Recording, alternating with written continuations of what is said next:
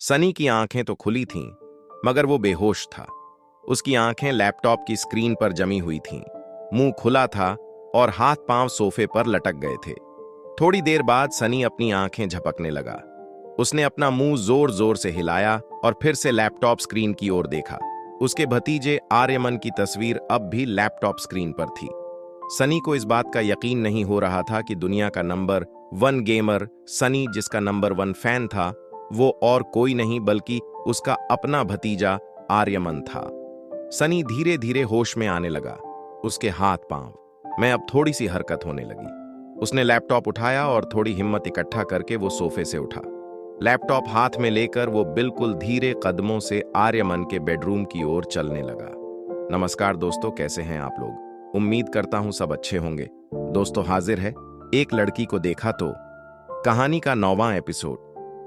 दोस्तों, ये कहानी आपको पसंद आ रही है या नहीं, ये कमेंट करके बताइए और वीडियो अच्छी लगे तो चैनल को सब्सक्राइब करना ना भूलें। और अगर आपने इस कहानी के पिछले एपिसोड नहीं देखे हैं तो डिस्क्रिप्शन बॉक्स में आपको लिंक मिल जाएगा, वहां से आप देख सकते हैं। तो चलते कहानी के अगले एपिसोड की ओर। दरवाजे का लॉक खोलकर उसने दरवाजा सिर्फ आधा से 1 इंच खोला। सनी एक आंख से कमरे में झांकने लगा। सनी की सांसें फूल रही थीं। डर की वजह से उसके चेहरे और पूरे बदन से पसीना टपकने लगा था। सनी ने देखा कि आर्यमन राइटिंग टेबल पर बैठकर अपना होमवर्क कर रहा था। हिम्मत करके सनी ने दरवाजा थोड़ा और खोला। सनी धीरे धीरे आर्यमन के टेबल की ओर बढ़ रहा था। सनी कभी लैपटॉप स्क्रीन की ओर देखता तो कभी आर्यमन की ओर। आर्यमन कुछ समझ नहीं पा रहा था कि सनी ऐसा क्यों कर रहा है। सनी ने लैपटॉप बंद किया और सीधा जाकर आर्यमन के पांव पकड़ लिए। आर्यमन अपनी कुर्सी से खड़ा हो गया। उसने घबराकर सनी से पूछा, चाचू, ये क्या कर रहे हो? सनी नीचे लेटे लेटे ही उसे जवाब देने लगा, चाचू मत कहिए सर, आप कौन हो और हम मनुष्यों के बीच क्या कर रहे हो? आर्यमन को पता था कि सनी काफी अजीब बातें करता है, मगर आज सनी की बातें उसे कुछ ज्यादा ही अजीब लग रही थीं। उसने सनी से पूछा, चाचू, आप ऐसा क्यों कह रहे हैं? मैंने ऐसा क्या किया है? सनी ने दोनों हाथों से आर्यमन के दोनों पांव पकड़ रखे थे। उसने अपनी गर्दन ऊंची की और आर्यन को देखकर कहा, मान गया गुरु। हमेशा शांत और चुपचाप क्यों रहते हो? उसका राज मुझे आज पता चला। पढ़ाई में आपका मन क्यों नहीं लगता है? लोगों से बात करना आपको पसंद नहीं। हमेशा क्यों इस बेडरूम की 4 दीवारी में कैद रहते हो? इस मूर्ख बालक को आज समझ में आया। मैं समझ सकता हूं इतनी सी उम्र में इस लेवल तक पहुंचने के लिए जो डेडिकेशन और हार्डवर्क चाहिए वो पढ़ाई के साथ साथ तो नहीं हो सकता। आर्यमन ने अपनी चेयर को कस के पकड़ा हुआ था ताकि बैलेंस घुमाकर कहीं वो सनी पर गिर ना पड़े। आर्यमन हैरान होकर सनी से बार बार रिक्वेस्ट करने लगा, चाचू छोड़ दीजिए मुझे, ये क्या कह रहे हैं आप? तभी सनी ने झटके से आर्यमन के दोनों पांव छोड़ दिए। अपने घुटनों के ऊपर बैठकर सनी ने ठीक अपना मुंह आर्यमन के मुंह के सामने लाकर कहा, बाकी सब तो मैं समझ गया, बस गुरु मुझे इतना बता दीजिए कि ये सब आप करते कब हो? बेचारा आर्यमन अपनी नाक खुजाते हुए सनी को देख रहा था। आर्यमन को जवाब ना देते हुए देख सनी खड़ा होकर बोला, समझ गया, मैं ये टॉप सीक्रेट है। मैं भी वादा करता हूं आपके इस सीक्रेट को सीक्रेट ही रखूंगा। Don't worry sweet angel. इतना कहकर सनी ने लैपटॉप उठाया और कमरे के बाहर जाने लगा। दरवाजे तक पहुंचकर सनी ने फिर से मुड़कर कहा, देखो, हो तो तुम मेरे भतीजे, बस इतना कहूंगा। अगर इन सब बातों का भैया को पता चला तो पता नहीं वो हमारे साथ क्या करेंगे, मगर इतना याद रखना, तुम्हारे हर कदम पर मैं तुम्हारे साथ हूं। एक आर्मी सोल्जर की तरह सनी ने आर्यमन को सैल्यूट किया और वहां से चला गया। प्रेसिडेंशियल स्वीट 2402 मनिका अपने स्वीट में पहुंची। उसने बेडरूम में जाकर देखा तो हमेशा की तरह सिया अपने कानों में हेडफोन लगाकर टेबलेट पर अपनी गेम्स खेलने में बिजी थी। मनिका ने दराज से सिया का मोबाइल फोन निकाला। फिर सिया के कान से हेडफोन निकालकर बोली, बेटा, मम्मा का फोन खराब हो गया है। Can I use your phone? कल तुम्हें नया दिला दूंगी। सिया ने कहा, ठीक है, you can keep it. Siya ने अपने हेडफोन फिर से कानों में लगाते हुए कहा, मेरे पास टैबलेट है, होटल का वाईफाई है। I can stay connected with my world. You can use my phone to stay connected with yours. Siya की बातों से कभी कभी समझ नहीं आता था कि उम्र में उन दोनों में कौन बड़ा है। मनिका ने मुस्कुराकर सिया के गालों पर किस करते हुए कहा, थैंक यू मेरी जान। बेडरूम से बाहर निकलकर मनिका ने सिया के फोन में अपना सिम डाला। मनिका ने जैसे ही सिम कार्ड डाला, उसका फोन बजने लगा। राजलक्ष्मी शायद काफी देर से मनिका को फोन लगा रही थी। मनिका ने जैसे ही फोन पिक किया, सामने से राजलक्ष्मी की आवाज आई, आप कहाँ थी मैम? मुझे लगता है मिस्टर मोहित मखीजा को पता चल गया है कि आप मनाली में हो। पार्टी हॉल में मनिका को इस बात पर शौक तो लगा था जब मोहित ने लोगों से डॉक्टर अमृता के बारे में पूछा था। मनिका सोचने लगी कि मोहित को कैसे पता चला कि डॉक्टर अमृता मनाली में है। राजलक्ष्मी फोन पर बोली, मैम आई एम श्योर वो आपका मोबाइल ट्रेस कर रहे हैं। It's a very big trap. ये बात सुनते ही मनिका की हंसी निकल गई। उसने राजलक्ष्मी से कहा, राजलक्ष्मी प्लीज, मोहित मखीजा इतना बड़ा बिजनेसमैन होकर एक डॉक्टर को क्यों ट्रैप करेगा? मनिका और राजलक्ष्मी की बात चल रही थी। तभी कॉल वेटिंग पर महेश आहूजा का फोन आया। स्क्रीन पर महेश का नंबर देखते ही मनिका ने राजलक्ष्मी से कहा, मुझे इंपॉर्टेंट कॉल आ रही है, मैं तुम्हें बाद में कॉल करती हूं। यह कहकर मनिका ने सेकंड लाइन की कॉल एक्सेप्ट कर ली। कॉल कनेक्ट होते ही महेश की भारी आवाज मनिका के कानों पर पड़ी। मुझे पता नहीं इस बात से तुम्हें फर्क पड़ेगा या नहीं, लेकिन बचपन में मेरी बहन ज्योति ने तुम्हें बहुत संभाला है, इसलिए मैंने सोचा तुम्हें एक बार बता दूं। ज्योति इज क्रिटिकल, उसे लाइफ केयर हॉस्पिटल में एडमिट किया है और उसके पास ज्यादा वक्त नहीं है। महेश ने इतना कहकर फोन डिस्कनेक्ट कर दिया। मनिका की मां के गुजर जाने के बाद एक ज्योति बुआ ही थी जिसने मनिका को अपना समझा था। बचपन में ज्योति बुआ के साथ गुजारी सारी यादें एक पल में मनिका की आंखों के सामने फ्लैश हो गई। तभी ज्योति बुआ की बेटी प्रीति का फोन आया। मनिका ने बिना देरी के फोन उठाया। प्रीति की आवाज से साफ पता चल रहा था कि वो काफी देर से रो रही थी। प्रीति रोते हुए बोली, मम्मी को बचा लो दीदी, ये लोग कह रहे हैं कि अगर। इतना कहकर प्रीति जोर जोर से रोने लगी। वो आगे कुछ कहना चाह रही थी मगर कह नहीं पा रही थी। मनिका उससे बार बार पूछने लगी, क्या कहा प्रीति? उन्होंने बोलो क्या कहा उन लोगों ने? प्रीति अब कुछ बता नहीं पा रही थी, बस उसके रोने की सिसकियां बढ़ रही थीं। मनिका ने अपने मेडिकल प्रोफेशन की जिंदगी में बड़े बड़े चमत्कार होते हुए देखे थे। वो अपनी ज्योति बुआ को बचाने के लिए कोई कसर नहीं छोड़ना चाहती थी। रोती हुई प्रीति को दिलासा देते हुए मनिका ने कहा, तुम फिक्र मत करना प्रीति, मैं आ रही हूं, बुआ को कुछ नहीं होने दूंगी, आई प्रॉमिस। प्रेसिडेंशियल स्वीट 24/1 वहां मोहित के प्रेसिडेंशियल स्वीट में डोरबेल बजी। सनी ने आई व्यूअर से देखा। आर्यमन की टीचर मिस मैरी आई थी। दरवाजा खोलते हुए भी सनी को हंसी आ रही थी।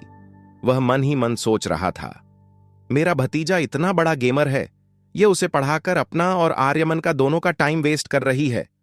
सनी ने एक बड़ी स्माइल देकर मिस मैरी से कहा, welcome teacher, may you have a good training session.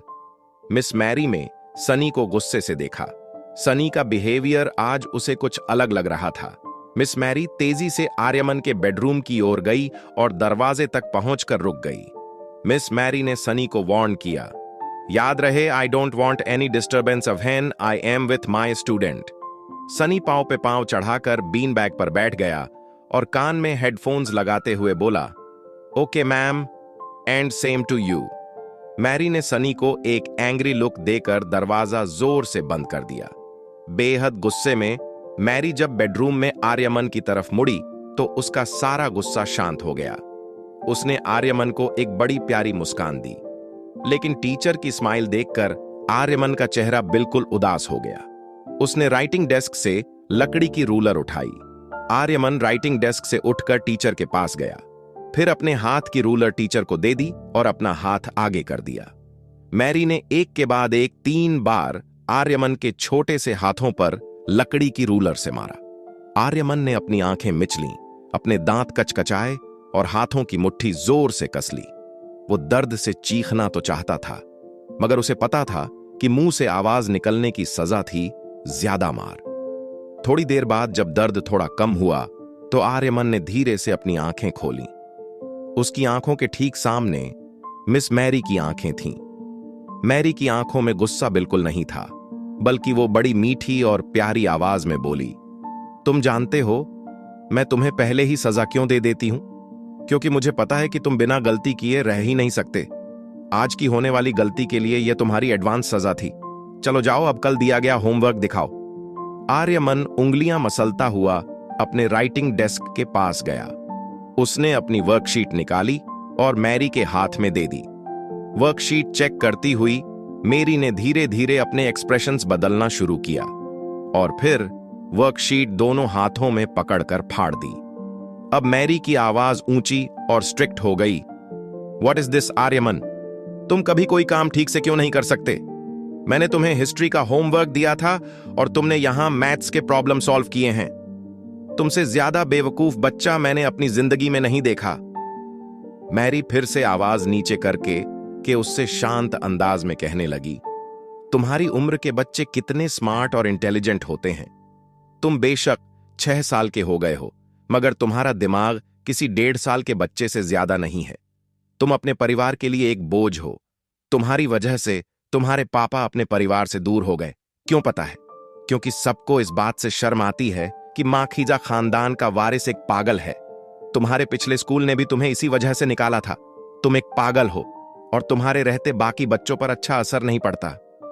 तरस आता है मुझे तुम्हारे पापा पर। तुम्हारी वजह से कितनी बदनामी हो रही है हर जगह उनकी। मिस मैरी ने अचानक ही अपना मूड बदल दिया और आर्यमन के चेहरे पर हाथ घुमाकर बोली, मैं तो टीचर हूं और मेरा काम है तुम्हें अच्छी एजुकेशन देना। चलो आज हम मैथ्स पढ़ेंगे। मैरी ने आर्यमन को कंधों से पकड़ा, फिर दोनों राइटिंग डेस्क पर जाकर बैठ गए। मैरी आर्यमन को किताब खोलकर पढ़ाने लगी। आर्यमन की आंखों में आंसू थे। उसकी नजर किताब पर थी, मगर उसके अंदर मिस मैरी की आवाज बार बार गूंज रही थी, तुम एक पागल हो, तुम एक पागल हो। प्रेसिडेंशियल स्वीट 2402 हॉस्पिटल जाने के लिए मनिका अपने स्वीट से बाहर निकली। उसने सिया को अपना गुड बाय किस देकर दरवाजा बाहर से बंद कर दिया। मनिका चाहती थी कि ज्योति बुआ एक बार सिया को देखे। उसे पता था कि बुआ सिया को देखते ही सब कुछ भुलाकर उसे अपना लेगी, लेकिन वो जानती थी हॉस्पिटल में सोनिका और उसकी मां भी होंगे। सिया को नुकसान पहुंचाने का कोई मौका नहीं छोड़ेंगी दोनों।